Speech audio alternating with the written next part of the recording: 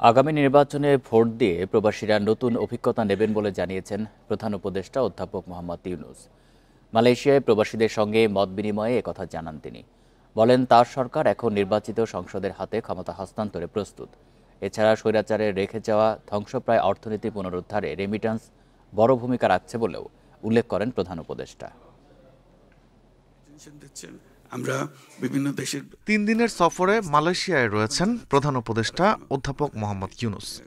মঙ্গলবার প্রবাসীদের সঙ্গে মতবিনিময় সভা করেন তিনি।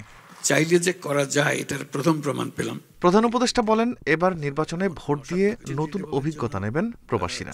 তাদের পাসপোর্ট সমস্যা সমাধান সহ সব সেবা নিশ্চিতে উদ্যোগ নিয়েছে সরকার।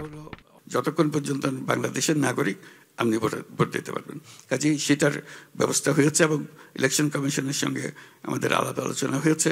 তারা আশ্বাস দিয়েছে যে তারা সমস্ত প্রস্তুতি দিচ্ছে। স্বৈরাচারের ফেলে যাওয়া বিধ্বস্ত অর্থনীতি পুনরুদ্ধারে প্রবাসীরা গুরুত্বপূর্ণ ভূমিকা রাখছেন বলেও জানান অধ্যাপক ইউনূস। বলেন, বিপুল রেমিটেন্সের কল্যাণে অর্থনীতি অনেকটাই স্বস্তির জায়গায় রয়েছে।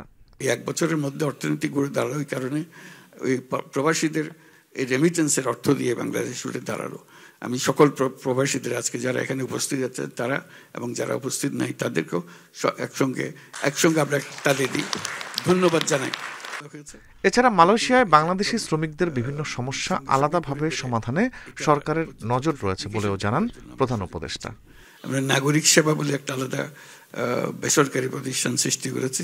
Rifat Alam, independent news, Dhaka.